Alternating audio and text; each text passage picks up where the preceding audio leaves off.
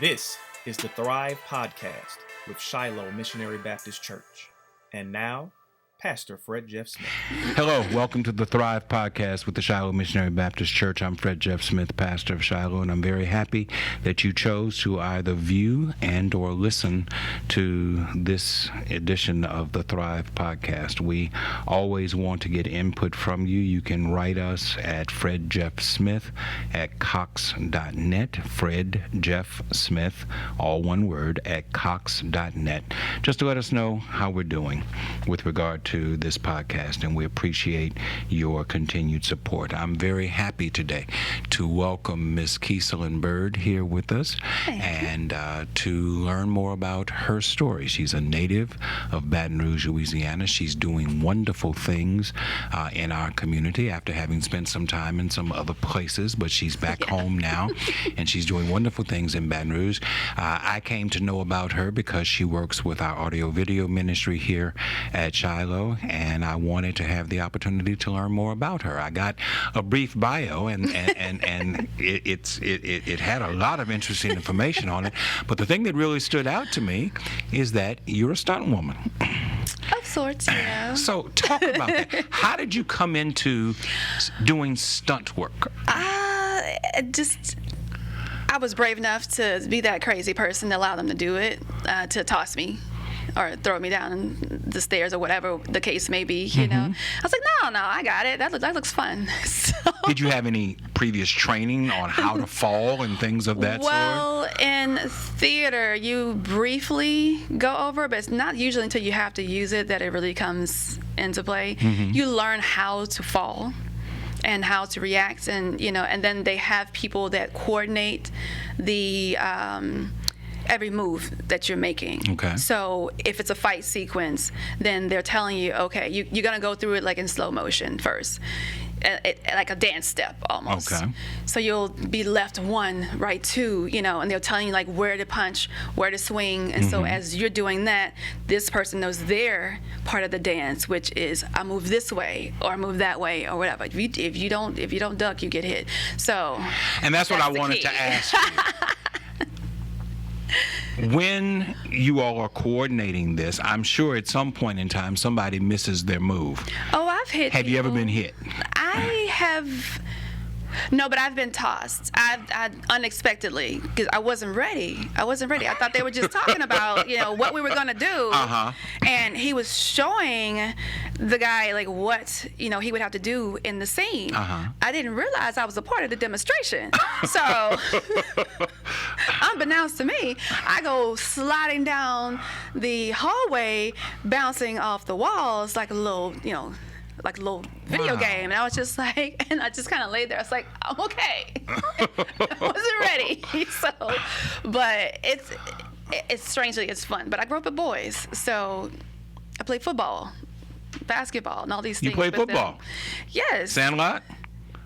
Were you any good? I was awesome. Were you fast? I was fast. Okay, wow. And I was. Could you catch? I could catch. I could run. We wouldn't let the girls play with us unless they could actually catch the ball. Let me tell you something. I could catch the ball. I could run the ball. I was quarterback sometimes. But the best, so you could throw the ball. I could throw the ball from here to the school. Don't even test me. All right. And I was the best tackle. Oh, wow. Yeah. Okay. Well, then my brother's like, go low, push him out. I'm like, okay. Well, I don't want to mess with you on that. Nah, you don't want to do that. Tell me about Kyesolyn Byrd. Who is she? I don't know. She is evolving. Okay. So she is constantly evolving and growing and learning, and I like that. I can't say that I'm one particular person. I do a multitude of things. I wear many, many, many hats.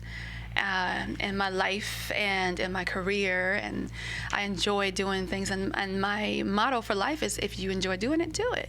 If you don't like doing something, move on. Okay. Don't make people miserable around you. So I am a firm believer in going with what makes you happy, and most importantly, I learned the hard way, pray about it first before you jump. Right. So You were raised in Ebenezer Baptist Church Yeah. up in Scotlandville. Yes. I know your former pastor very well, Reverend Eddie Salsa, fine gentleman, one of the finest men in this community. Yes, my little man. So church was a part of your life from early on. Early Talk on. about that. We, growing up, in my very younger years, we actually lived next door, well, two houses down from the church. Okay. So we would walk to church, or I would play possum, and I would get carried because I would pretend to be asleep. I didn't want to walk. So, I mean, it's the truth. So my mom knew, but I grew up in the church, and my grandmother, my mom, my aunts. At one point, my family was literally the choir, because I have 9 uncles and aunts. Okay. And their kids, they all have like 3 to 5 kids, and so we were the youth and the combined choirs. So, and I had a cousin that played drums, and we were the church. Okay. We had someone in every area, and my mom and my grandmother and my aunts and uncles, they all taught Bible class. So of course you were there. Right. You had to be there. Right. And as we got older, the dynamics changed. The church was rebuilt because it was an older building, and basically the builders came out and the inspectors told us that you don't have to leave, but this wall is coming down. We can't tell you when, but it will fall. Yes. And I just remember looking like, wait, what? So now that I'm older, I realized, okay, that was the foundation cracking, and I know like why it was separating everything. But I'm like, I don't know why the walls look like that. I don't know why that's happening, And it's interesting, like when I think about how church was and how they were built back then. Like our baptismal pool was underneath the pulpit. Right. So, and people look at me like, what? Right. I was like, yeah. I was baptized in one that was underneath the pulpit also. Yeah. You finish the sermon, you move the It was a whole process. Had to take the chairs out, had to roll the carpet back, had to move the pulpit, the lectern, because it wasn't fastened to the floor. They picked it up and moved it, and then they had to swing the base open, and this cement block was filled with water. So you were there. Oh, Okay. I have seen it. But see, we were I have fancy. experienced it. We were fancy because the church down the street, theirs was outside. Yeah, I recall those too. So, you know, we were real fancy back then. Thank you kindly. We had those awful So coming up robes. in Scotlandville. Oh, yeah. What did as an adult who I'm sure has to go back to Scotlandville and through Scotlandville from time to time, what do you think about when you see Scotlandville now as opposed to when you were a child? North Baton Rouge has changed. I was raised in Southern Heights, and so I was right around the corner. Yeah. And so and when I go back into North Baton Rouge and into Scotlandville, there's a lot about it that leaves me disappointed and saddened. So I'm just curious what your take on it is. I was actually driving down Progress probably about a week ago or so, because we lived there for a stint before we moved to Scotland Villa apartments when they were built. My whole family moved there, it seems. We took over that neighborhood too, but this is what we do. And it was an older house, but it was a beautiful neighborhood, beautiful, well taken care of, well groomed, and neighbors were awesome, and we all had gardens, and everyone shared, and you never went hungry. And if you were put outside until don't come back till the street lights come on, right? Because you're letting out all the good air, right? So you go outside, you find you something in your yard, or you sneak across the fence to someone else's, and you find something to eat. You go have a good time, and it was everybody looked out for everybody. Right. And now when I drive through there, it's really sad, because a lot of the homes that were really prominent homes, and they're gone, or they're collapsed into just it needs to be taken down. Yeah. A lot of the neighborhoods, they don't have anyone per se like looking after them. Like no one cares like what it looks like. No one cares what their neighbor is doing if something happens to them. Like it's common for, now I'm not going to say we didn't have crime growing up, but you checked on each other. Right. You know, make sure you're okay. They don't do that anymore. And it's like the poverty has taken over to the point where there's no education. The schools are looked over or closed. If they aren't bought out by or taken over by some type of charter school, they don't have anything. And I think that's wrong, because everything in North Baton Rouge side is failing. Yeah. Every single school is failing, and they don't seem to have a problem with that. And there's no money. But then you're building all of these elaborate schools on the south side and elsewhere. Right. You know, but I feel like North Baton Rouge is just getting left behind as if it doesn't exist anymore. Yeah. You know, the people look like they've given up. Lack of job opportunities. Lack of job high opportunities, yeah. As I said, I'm a little bit older than you.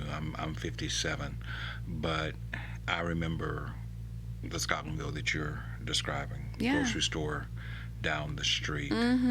Walk to the Breck Park, go swimming. Yeah, absolutely. Those things are missing now. And I have to be careful about how I phrase this, because I have friends who are working diligently trying to resurrect North Baton Rouge. As do I. Yeah. But I feel like Scotlandville is the red-headed, left-handed stepchild with a limp that has been left behind. And it's really tragic. It really came to a head for me a couple of years ago when this move was on to move the zoo out of that's ridiculous. North Baton Rouge to South Baton Rouge. They did not have any land. They did not have any prospects for any land. All they knew was that the zoo needed to move from North Baton Rouge to South Baton Rouge, and I'm glad that there were powers that were able to stop that and force Breck to reconsider their investment in North Baton Rouge. But there needs to be greater economic investment in North Baton Rouge. It really does. And with the zoo, my thing was, why are you moving it? Just fix it. Yeah. How about you actually get some animals in there other than the birds that fly in? Yes. You know? Yes. And the ones that look miserable. Like, get some animals in there, get some proper trainers, fix up the environment, the habitats, and give people something to come to. People don't go because there's nothing there. Yeah. What am I going to go to a zoo for with no animals? I agree.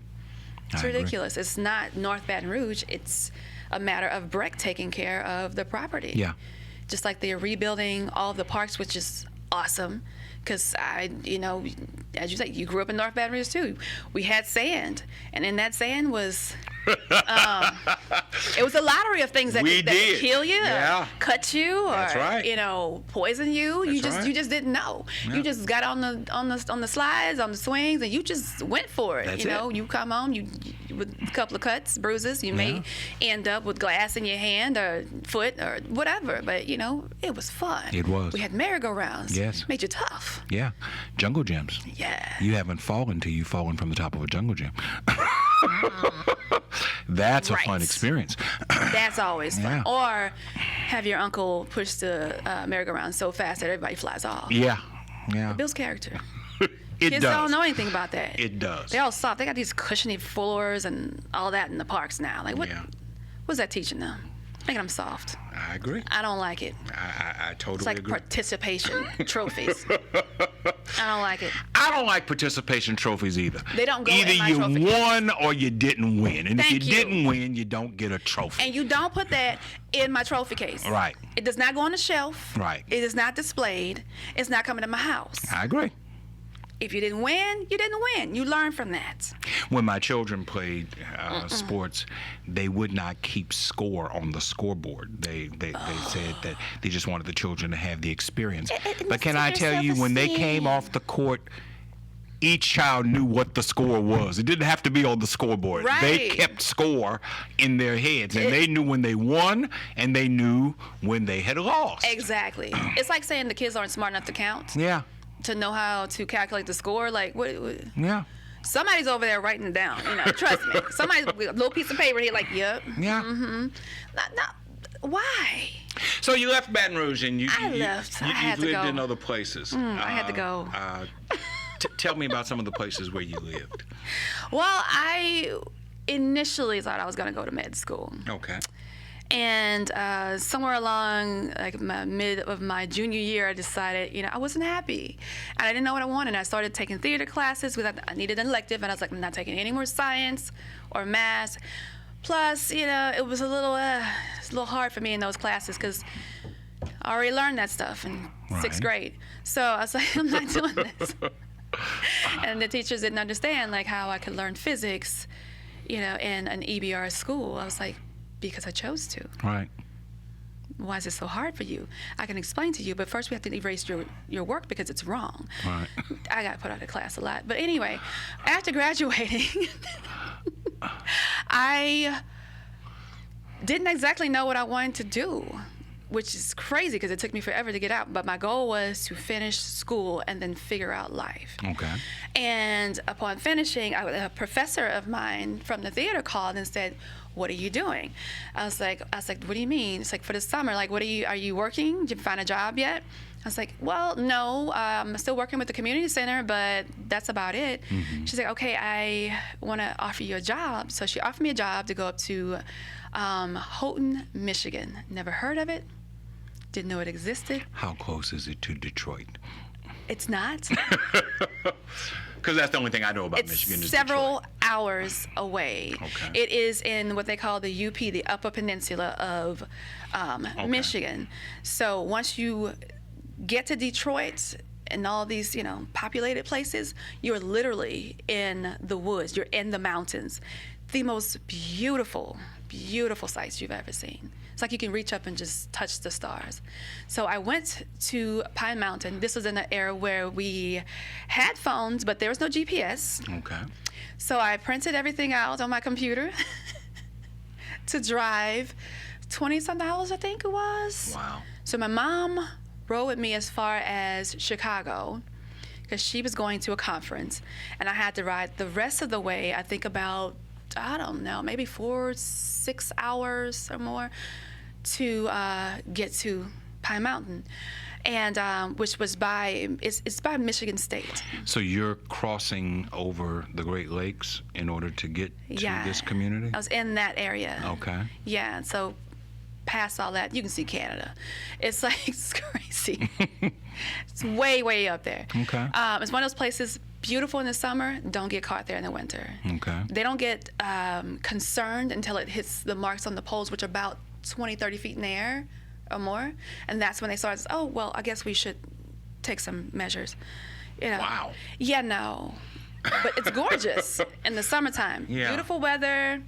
And, in the daytime, cool at night, you sit on the beach, you can relax, and just chill. Mm-hmm. Well, it was the best experience because I got hired to do makeup and wigs, know nothing about it. She's like, "Yeah, but you deal with crazy." I was like, "I do. I can do that." She said, they hired me to come up there and work with the primary singers, and which they want to do their own makeup. Okay, because I'm still getting paid. That's fine. And my job was to make sure their wigs were right, which the lady who owned the wigs was very particular about who touched her babies because the least amount was $10,000. Really? She trusted no one. And my professor at the time, Margaret Wheaton, I think her name was, she's like, "I got somebody. I promise. If she doesn't work, we don't have to find somebody else to get the wigs from." And I came up there and I sat with her and she said, "What kind of experience do you have?" I grew up in a salon. Yeah. And I've worked on a couple of shows. Mm-hmm. Okay. Do you know nothing about this? I said, "I'm here to learn." And she tried her best to discourage me and push me to see like how far she could go and what she could say to make me go like, you know what, screw all of this, I'm done. And I was like, okay, is that all? And so she walked me through it, and she left. She was like, if she leaves, my wigs leave. I was only hired to work the first 3 weeks in Houghton, which was on the campus. So they extended my job through the rest of the summer because they had a tour, and they could not have anything from her unless I went with them. Wow. The best job, the easiest. So when I got back, I was like, I don't want to be here anymore. There's nothing here. I'm not growing. I'm not stimulated. I have to go. I always wanted to go to New York, and I thought, what better time than to go than now? Never visited, never did any of that. Called one of my friends, or she called me and she said, basically she's miserable. She hates her life.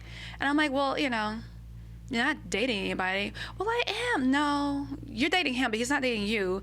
And the fact that you pretty much choked the kid out at school, I don't think you have a job anymore, and your brother is making you crazy. Let's just go to New York. She's like, when? And by New York, you mean Manhattan, I'm assuming. Oh, absolutely. Okay. I'm so a Manhattan girl. I didn't know that until I got there. She's a Brooklyn. All Brooklyn. Okay. All the way. Okay. I didn't know. I was just like, I just want to go to New York. So she's like, you know how much those tickets cost? I was like, they're not that much. She's like, they're like crazy prices. I was like, oh, we're not coming back. We're going one way. What do you need to come back for? Mm-hmm. She's like, why are we just going to leave? We just left. And I basically packed up my house at the time. I had a giveaway/garage sale and gave my mom the keys to my car. This is after I drove to Houston, picked her up, came back, and we went to the airport and got on a plane one way with $1,000 in my pocket, thinking, that's enough. That'll get you through Tuesday. Right. Did not know that. Yeah.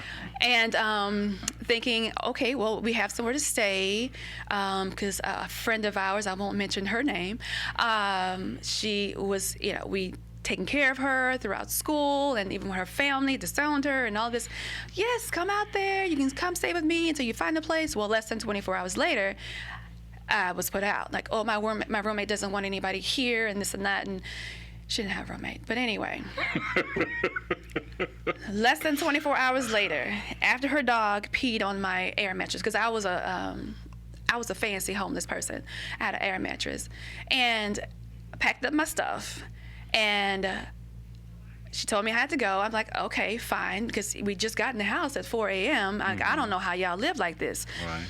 I've been on the street all day looking for a job, looking for a place to stay, doing all this, and suddenly I'm in Manhattan, West Side, beautiful area, had no idea where the heck I was, how to get anywhere. And I called my friend. She's like, what are you doing? I said, I'm trying to figure out how to get to a train station or a bus stop or something. Well, why don't you just ask her? Oh, she left. She said, figure it out. Okay. So I did. Mm-hmm. So fast forward, we're looking for a place. In the meantime, we met another friend from school. She's working at a gym. We go there, we shower, we get dressed, we go look for housing, we look for jobs, and we come back. Oh, I've talked to so-and-so. They have a friend who has a friend out here in Queens who lives out there in Jamaica, and da-da-da-da. They said you can come stay over there. Okay, cool. So this went on for about a couple of months. We stayed with some people. Sometimes they knew that we were staying there. Sometimes they did not know. We just, when the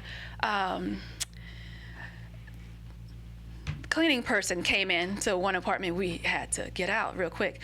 But that's neither here nor there. We didn't get caught. We didn't get arrested. We were fine. My parents are going to die when they hear this. Didn't quite tell them. I'm listening to you tell this story, and I'm curious. Because as a parent, I would not want this for either one of my sons.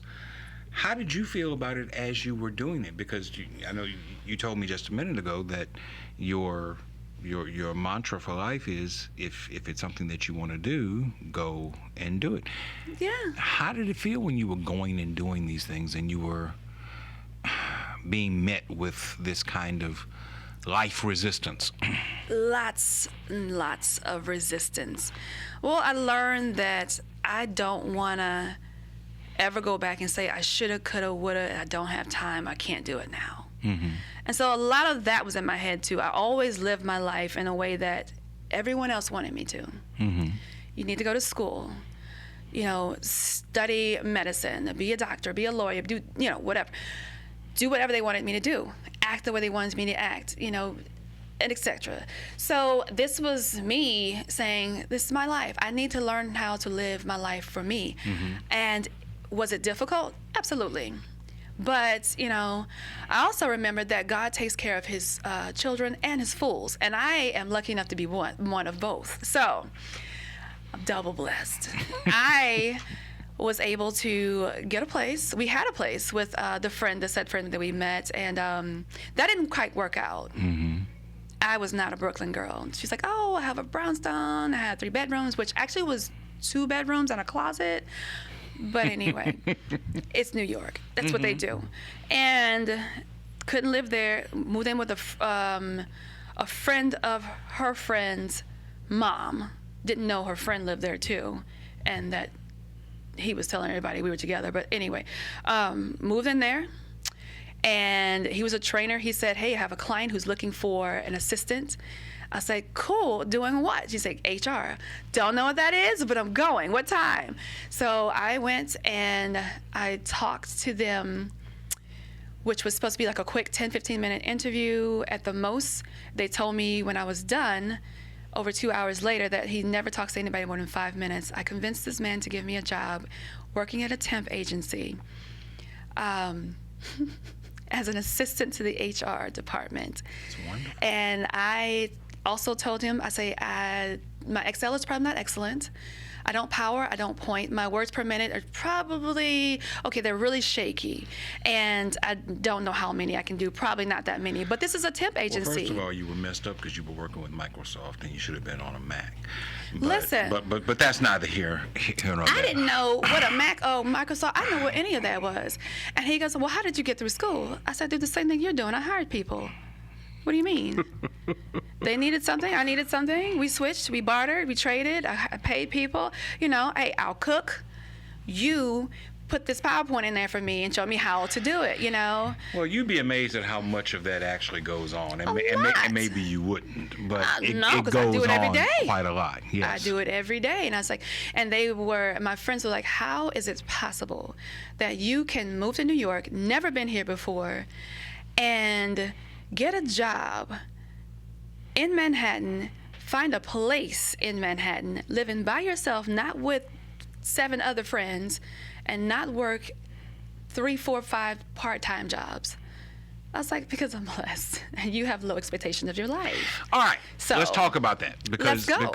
Because you bring up the whole aspect of being blessed. I am. Clearly, you have a very infectious and vivacious personality, and you have a very positive outlook on life. But when you were met with all of these negative circumstances and they were hitting you in the face left and right, I imagine you got a whole lot of stunt work in. Left, right, right. Like get the bob and weave. What role did your faith play in keeping you positive while you were going through all of this experience? I know you were raised in the church, but you and I both know that a lot of people are raised in the church, and at some point they leave the church and they go off on their own. You do. Were you one of those people? Did you leave, or did you? I didn't leave, but I went through my own struggles with, especially as a teen and going into my young adult life years, that I had a very horrible temper, very little patience, and was very reactive. And I realized at some point that if this doesn't change, I'm going to either be dead or in jail by 18, 21 years old. Okay. You know, I was very combative, but I know now, I understand why I was going through those things, and you have to talk about these things. You can't just bottle things up, but because of, the environment I grew up in, I grew up in North Baton Rouge. It was not pretty. And my main goal was to get out. Right. I did not want my environment to be, a factor in determining what my life would be. It did quite the opposite. This is not what I want. This is what I have to do to get that. So when I went to New York, it was just like being in any other hood. You had to learn how to adjust. Right. And my faith played a big role in that, because I was like, okay, God, I'm out here. And when I was in Brooklyn, okay, listen, you already know what I'm about to tell you. Jesus, I can't do this whole Brooklyn thing, this whole commuting for an hour or two. Like, this is not me. And so next comes the job in Manhattan. And they're like, well, why do you want the job? I said, because my roommate's mom told me that this brownstone is going to be done soon. And I need to be in that building. In order to be in that building, I need a job that can pay for the rent.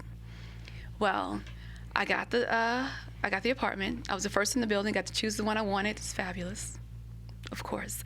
And it was a what do they call it? They call it a luxury studio. Okay. About the size of most people's bathroom probably here. But I think maybe about 600 square feet, and full kitchen, full bath. So you go to IKEA luxury. and you get ideas about how you can furnish. Right. That Hadn't heard of 600 IKEA. square feet. Found out real quick, though. Yes. But I lived in Spanish Harlem. Love it. The culture there is amazing. Every culture, it's so diverse, and I learned a lot about a lot of people, and I learned a lot of little tidbits and different parts of their language in order to get good deals. So that's how you gotta learn things like that. So when things came up to me, I'm like, I didn't really get upset about it. Where are you gonna stay tonight? I don't know. I mean, we'll figure it out. It'll be fine, And they're looking at me like, you're insane.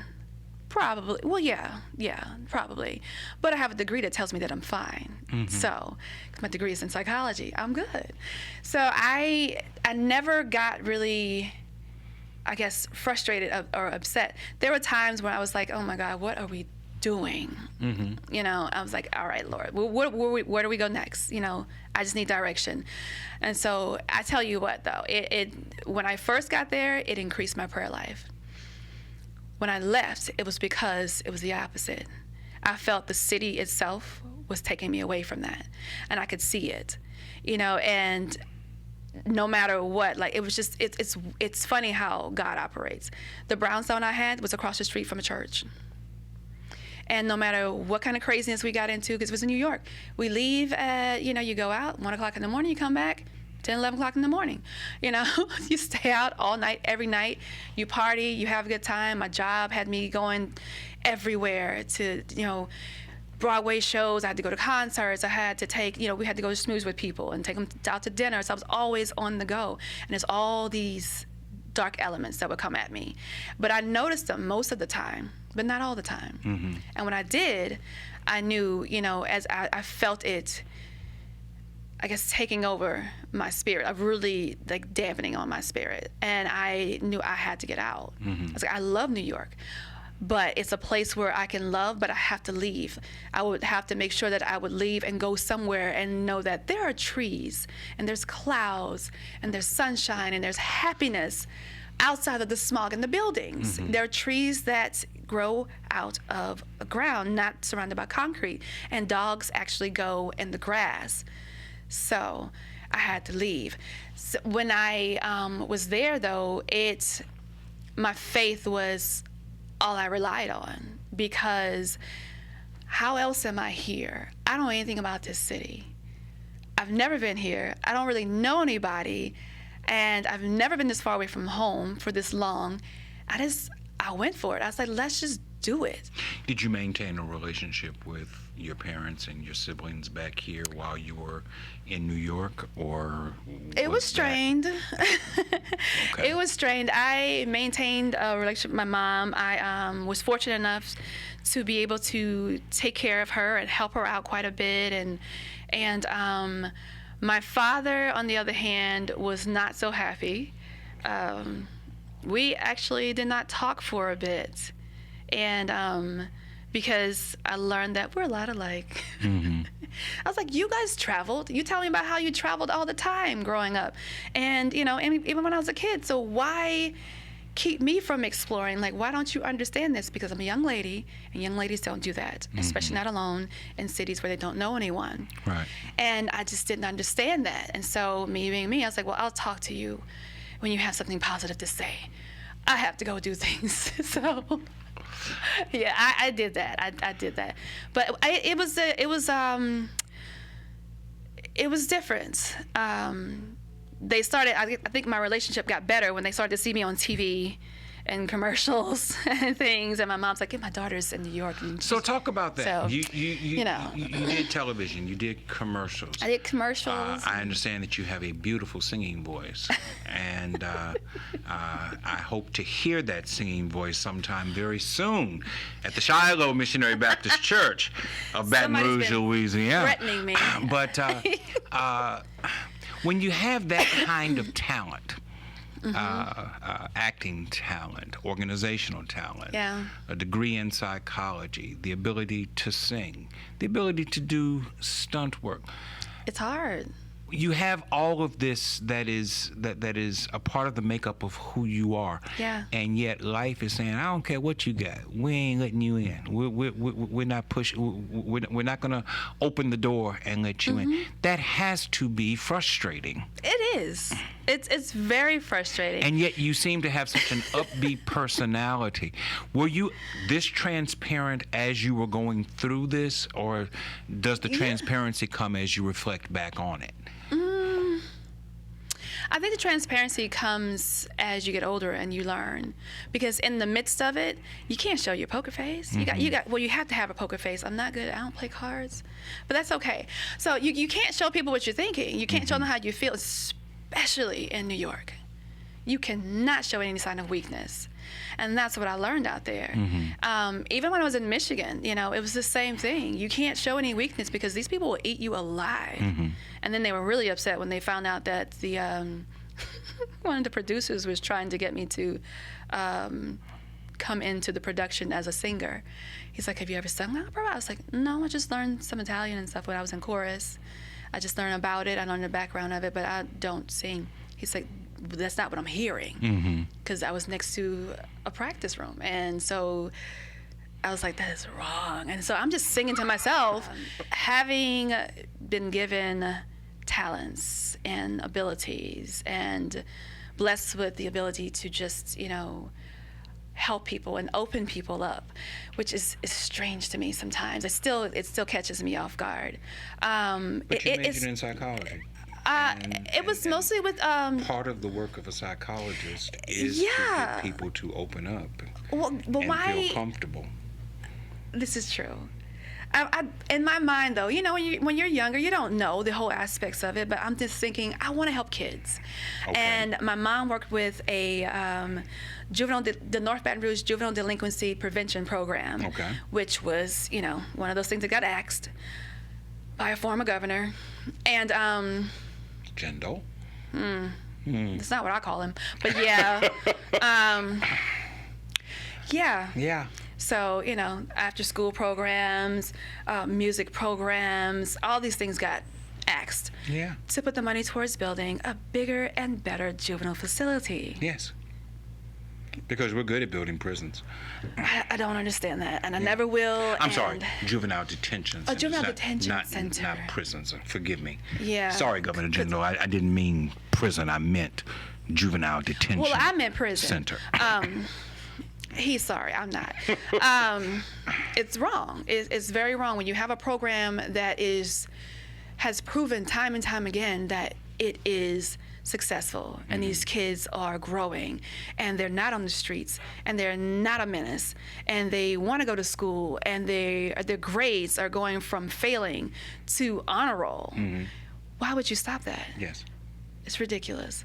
But I think about all those things. That's one reason why I wanted to get into psychology, is because I wanted to work with children, and I wanted to be able to work with patients.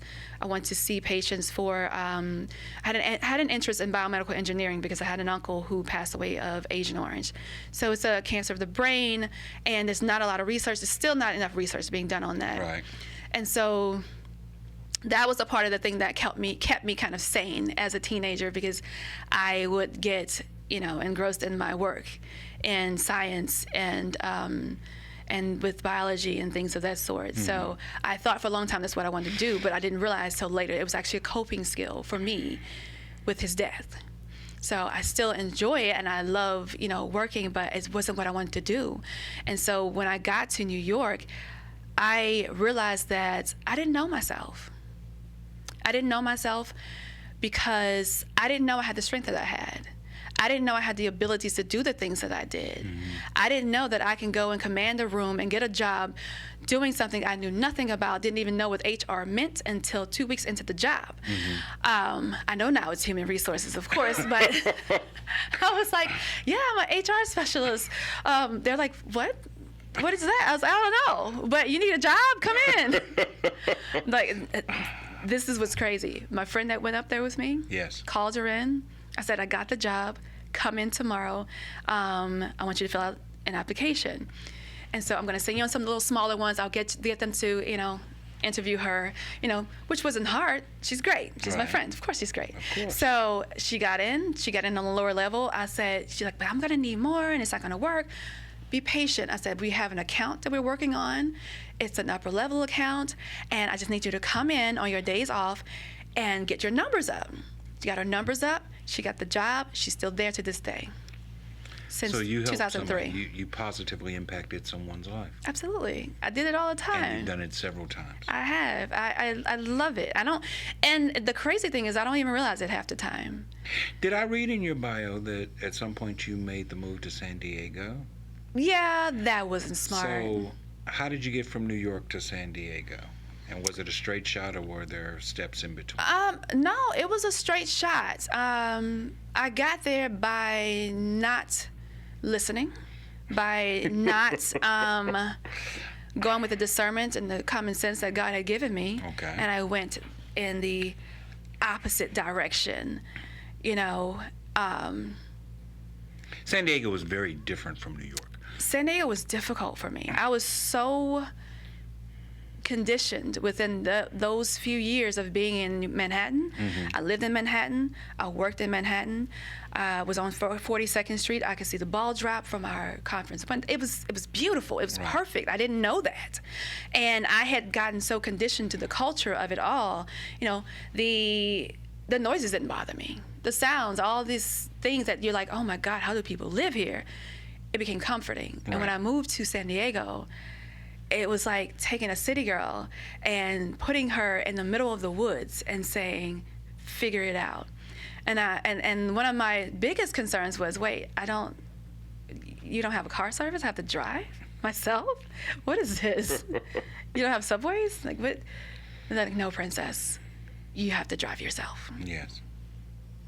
Which I grew up in Baton Rouge. It doesn't make sense. But in my mind, this is very, very strange for me. Well, the other thing is San Diego is one of the most expensive cities in the country. It's disrespectful. Yes. I moved there because I was engaged to be married. And he was in the Navy at the time. And that's where he was. And I'm like, well, you have to go where they tell you. I guess I'm more mobile. So I decided to move there. Okay. And after there, we went to Jacksonville, Florida? Jacksonville, Florida. So you left San Diego. Right. On the Pacific coast. Right. And moved to Jacksonville on the Atlantic coast. I don't even have to explain it to you. I knew then my marriage was over. I was like, this man does not love me. I have not lived in the heat and in the South in years. Yeah. I'm not even when I fly home, I told my mom, I said, it feels like when I walk off the plane, someone, attaches a like a Ziploc or like some plastic on my face. The humidity is and they say, awesome. Take a deep breath. Yeah. And I'm like, I can't breathe. Why would you bring me down here? The first time I went to the beach in the East Coast, I almost passed out. Yeah. At a wedding. I was just like, I can't do this. I can't do it. It's too much. And I was not a huge fan, but Jacksonville was a blessing in the sense that that's where my life took another turn. Okay. And he was in the military, as I said, and he was gone all the time. And my daughter was getting older, and I decided to stay home with her until she was a little bit older. I didn't want to put her in a daycare as an infant. And I was right to listen to that voice because the child care center he wanted to put her in, I was like, no, I don't trust it. I don't like it. They don't speak English, and I'm fine with them teaching her Spanish or whatever, language they want, but I need them to be able to speak English. I need to know what's going on with my child. Sure. Well, turns out I was right. My instincts were right because the place was raided. They got a tip that I guess the border patrol. What's the people that come in? ICE was coming Immigration. in. Yeah, they were told that they were coming in that area. They left the kids at the daycare, and no one knew until a toddler was walking down the street, and one of the neighbors called the police to say there's kids walking down the street, and they're outside, and they're just and they had to go and gather the children and call the parents, and I was just like, I'm still being deemed overprotective, and that's just one incident. I'm like, yeah, but it's one we can avoid. Right. So, and I'm glad I did. So when I got to Jacksonville, I said, well, I want to go back to work because I'm getting stir crazy at this point. Right. It's almost 2 years that I stay home with her. So, I had taught her everything and taught her sign language so that we wouldn't have this communication issue, and started teaching her different languages. And I was like, I have to go back to work. What am I going to do? I didn't want anybody else raising my child. I didn't want anybody telling me that, she does this and she likes that, So I prayed about it, and I'm a creature of habit. Went to go and pick up my food. I called and they said, hey, it's me. He's like, you want your usual? Yes, I want my usual. I get there, I pick it up, I go back to the house, and we'll sit by the pool or what have you and relax. And, it was a hard life. And I know it's not that interesting though. But they didn't have my food ready. And I'm like, what do you mean? I ordered the same thing every time. It wasn't ready, and they said it's gonna be a little while. We backed up. I'm like, okay. And so I was like, all right, I have to take the baby out of the car. This is ridiculous. And so I go inside, and I'm sitting there, and I'm waiting, probably about 15, 20 minutes, and I decide, and I look over, I'm like, this is ridiculous. And I look over and I grab a magazine off one of those, career magazine racks, so like the city, local things. Right. And start flipping through it, and I see something that says medical aesthetics. And I'm like, what is that? Sounds interesting. It was medical. That's up my alley. I'll just try that out. Go to the school, talk to the counselor. 12 years later, I am a medical esthetician, and I have several certifications in it. I really So tell me enjoy it. what a medical esthetician. I want to make sure I said it correctly. Yes. Tell me exactly what that is. I think I know, but please help me. Yes, we have aesthetic schools here. Mm-hmm. They are aesthetic schools, but the medical esthetician is just simply, the difference is you're simply trained to do medical procedures. So you can work alongside doctors and nurses in a medical procedure, and dermatology and medical spas and things of that nature. And so so you contract your services out to different physicians? You can, or you can just work with them on staff. You help with, our job is to do skincare. And so the doctors would write up the orders and say, this is what I need them to do. This is what I need you to do to their skin today, blah, blah, And so we're just trained on a higher level. And in the particular school that I went to, they were serious about it all. We had to study biology, anatomy, physiology, biology, chemistry. We had to create products. We would get tested all the time. Like you walk in and Bob's in there with little tags on, and Bob's the skeleton. And we're like, oh man, Bob, why? What do you want? And you grab a note card, and it's randomness. It's like, okay, tell me about this muscle group and how it affects these organs, or what you're doing to body, all these questions. And as you're doing facials, she would stop you and say, where are your hands? Like, what are you doing? Why? We would have to go through the whole motion of it all. And all the products, none of the products had labels. And if they did, they were turned around, because it was your job to figure out what that was, the product was, who it was for, what are contraindications, and what it's best for. And so that's how they taught us. And midways through my program, they hired me to teach because I have a bachelor's. They're like, well, my teacher was pregnant. She had to take some time off, and we need someone to fill in for the evening. And I was just like, I'm still in school. What are you talking about? You know, another blessing in disguise. They hired me as an instructor in the evening time to help with the lab and some of the lectures to fill in for her. Craziness. And they also gave me a job as a student aide. So I was just like, how am I going to pay for all this? And every time I look around, God's putting everything in place. And so I just went with it. But estheticians do skincare, we do waxing, we do makeup. I do cosmetic makeup, which is a semi-permanent type of makeup, like a tattooing for the brows. Yeah. And I'm not familiar with it, but I've heard of it. Yeah, yeah, all the crazy, all the crazy. We the people that put on the butterflies that people fan you with on their eyelashes and stuff. I don't do that. Don't call me for that, because I'm not. But it's all in skincare, but it seems to me, I was telling my former pastor, well, he's still my pastor, just like Barack is still my president. I told him, I said, it's Reverend strange. Jetson. Yes. Yes. Hey. And so... He's been a guest on the podcast. I know. And he frequently listens and views. So hey, PJ. Tell him hi. See, I'm behaving myself. Yes. I'm doing good. So I told him it was strange. Under him, I grew so much spiritually. And it's been the most amazing journey. I was baptized. And my daughter and I and my niece were all baptized together. In 2013, So he rebaptized you because you were baptized as a child. I was baptized as a child. Okay. And with everything that I had been through and everything that I'd seen and, experienced in life, it got to a point where, all that didn't matter. And it came full circle. And then we started these teachings and these lessons, and it just all kind of honed in for me, and it all kind of started bringing things together and made sense. And I realized that God gave me a huge decision to make. Either you can follow me or you can keep doing what you're doing. And I know that I can't be successful without him there.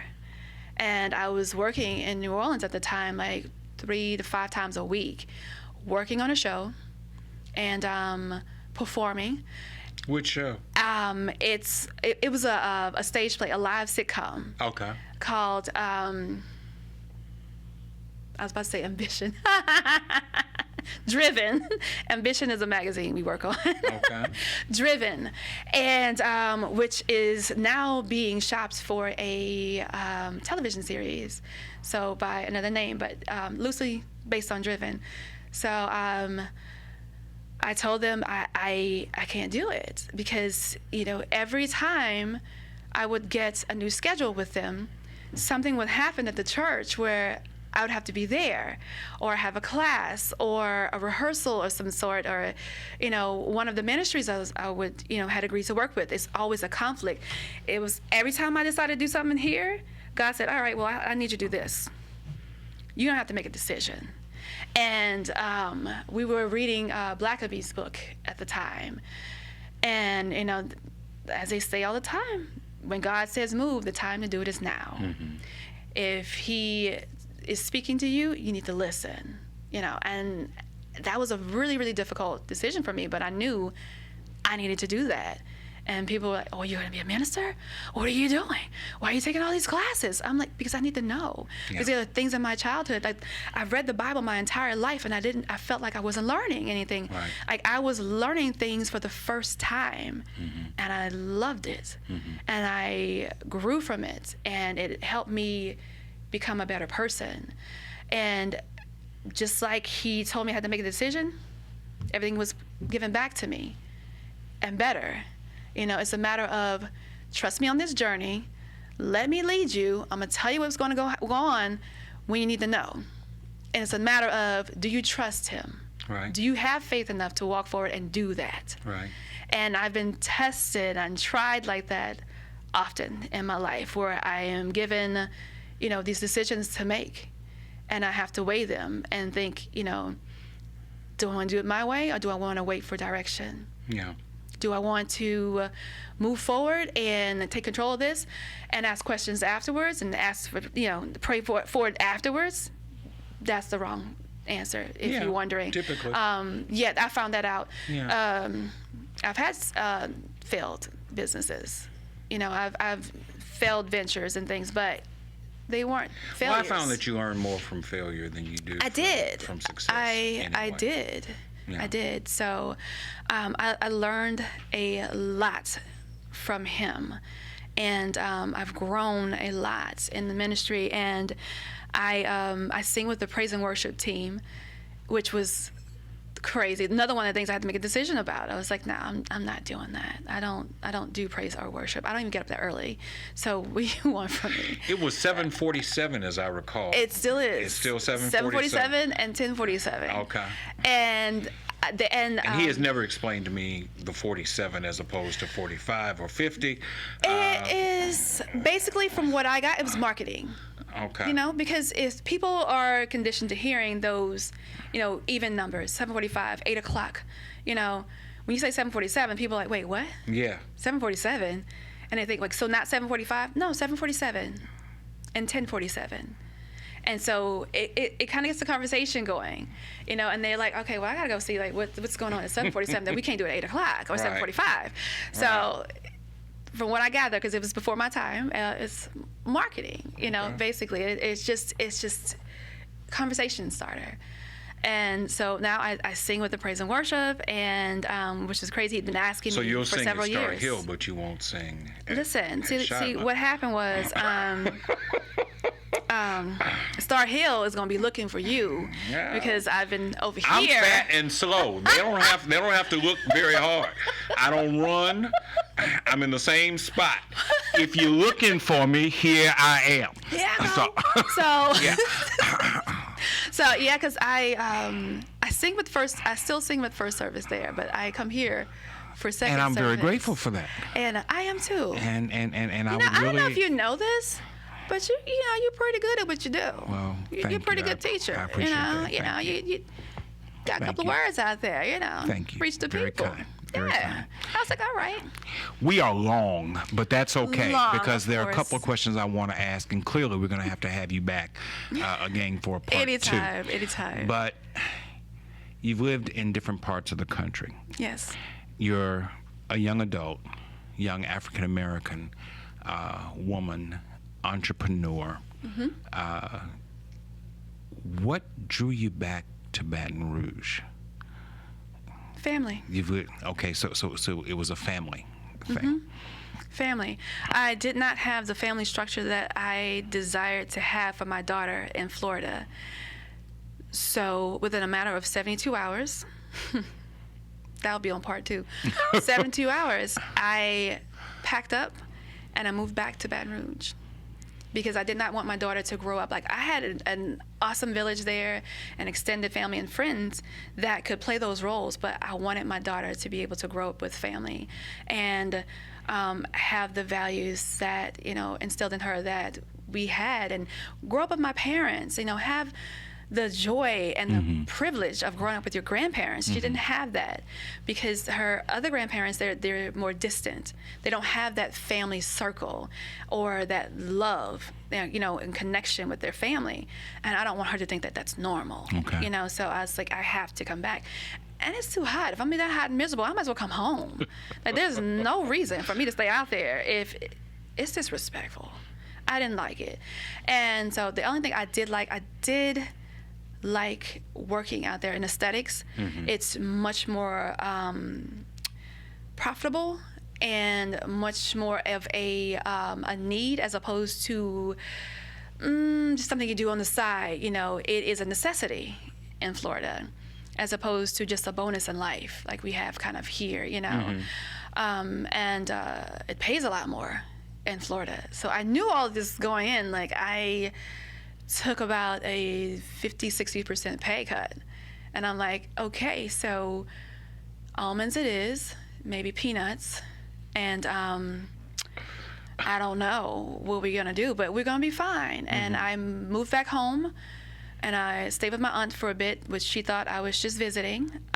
No, I moved because they had no idea everything was going on in my life. Like the school I work for and I attended, they didn't know until, one day I had to tell them what was going on. And they're like, you've been going through all of this and how? Because I was top of my class.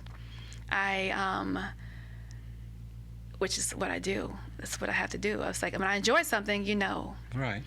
When I don't, I'm not going to do well. I was top of my class, and I was, I had the highest GPA in the school of all the programs. And they're like, how are you doing this? And you're going through all this drama in your personal life. I said, that's two different lives. This is my personal life. This is my work. This is my school. Because this is a part of my present that is soon to be my past. I'm working on my future. I cannot allow my past to direct and control my future. I have a daughter to raise and to be an example for. I have nieces and nephews to be an example for. I have family and friends that look up to me. I don't have time to deal with what is not working in my life. This is not a factor. This is what I'm working on. Everything in front of me. Behind me is simply what it is. It's behind me. And so I didn't let that show until one day I was transparent and I had to tell them. And they sat and looked at me like, you're looking at me like, wait, what? I was, yeah. Well, yeah. And it's fine, I know people with your type of personality. And typically there is a story behind that. Yeah. That they're reluctant to dig into or delve into too openly. Yeah. I sense that there's a story there that we haven't quite gotten to in the time that we have spent together. So we haven't even touched the surface. So we're gonna have to get to a part 2. Yeah. Closing this part 1 out, let me ask you this question. Since you have been back in Baton Rouge, after you've lived in all of these other places, New York and Michigan and Jacksonville and San Diego, do you regret, and I know it's a family thing, do you regret seeing what's going on in Baton Rouge, the political issues that this community and this state faces, the brain drain that is clear in this area, the problems of unemployment and the problems of systemic racism that still exist and are profound in this community? Do you regret coming back to Baton Rouge? No, I think it's just full circle. I left because I needed to. I needed to learn, and I needed to see that life was different, and it made me understand and appreciate where we are and what we have here, and understand the seriousness of it. When I was in New York, I didn't experience racism and all that. It's 140 different languages in New York. People aren't rude. They don't know what you're saying half the time. They just don't know. And the same thing when I was on the West Coast. I didn't experience that. But when I came back down south, even in Jacksonville, reality hit. Jacksonville is no different from here. The racism, the separatism, everyone's separate. Either financially, racially, all of it. It's the same, and it's just, like I said, if I'm going to be in this environment, I may as well go home. And I hate to see what's happening in our community and the lack of people that take initiative, or I don't like to see people that stand up to be in front of someone just to be in front, to be seen, but they don't get anything done. And there's a lot of that goes on. People talk a good game. Posturing. Yeah. Oh, we're going to have this, and we're going to come in, and we're going to make this happen. And how are you going to do that? You don't have a plan. Right. How are you going to do things without a plan? You should have all this mapped out. Right. And then that's when you reach out and you pull people from the community to help you, because we are in this together. We should be. How are we going to rebuild the community if the community is not willing to rebuild itself? If the people in the community are not willing to help themselves, if they've given up because people are telling them constantly and beating down on them, this is where you are, this is where you're going to stay, this is what you're worth. I am a firm believer. I do not let people tell me what my worth is. Did that once, made that mistake. I learned from it. I'm glad I did, because now I know. Yes. That you cannot allow your situation, your circumstances, your community, what have you, guide or just take over who you are. You have to look within yourself, look within your faith, whatever that may be, and find who you are. And you have to take control of those reins, but you have to be willing to do it. You have to be willing to pull away from your so-called friends that are in your circle, that are not. If your friends in your circle in the same situation that you're in, they're not your friends, nor are they your circle. They're a prison. You're putting yourself in a cage. You're building walls around yourself. You're limiting yourself. You should have someone in your circle of friends and associates and business that can help you grow, that can inspire you, that can challenge you and make you reach for higher things in life. And if your friends or the people around you are not doing that, then they don't need to be in your life.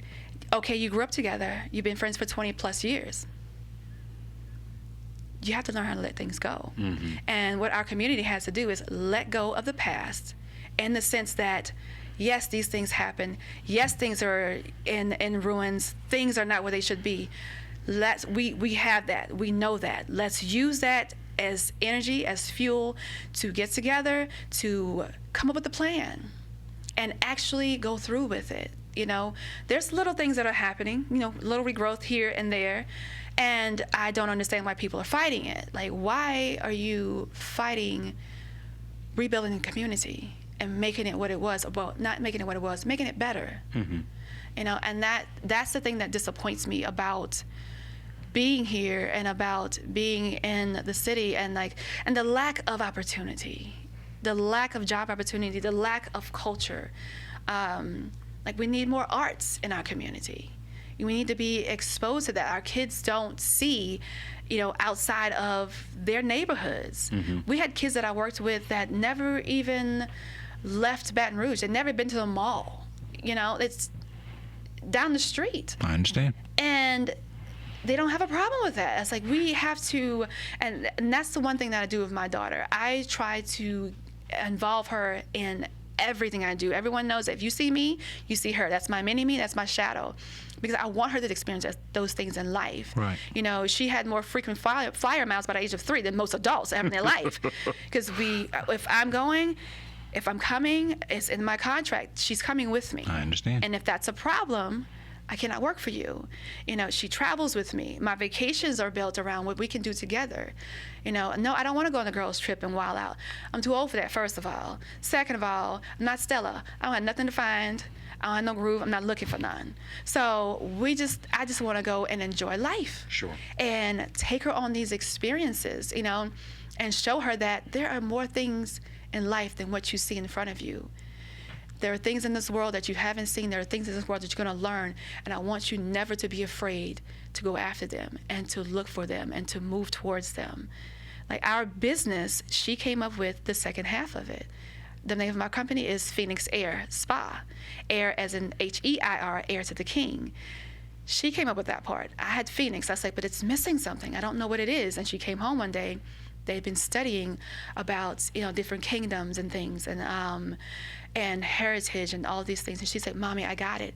Heir. Why not heir? I was like, what do you mean? No, not heir. Heir. H-E-I-R. Because we were talking about it with PJ once, being an heir to the king, you know, and representing the king and being the church. And that all came into play when it came to coming up with the name of our business. And because as I was telling him, PJ, my business has become an aesthetic/counseling service. People get on the table and everything comes out. They start talking. And they start praying, and we pray together, and I pray over them.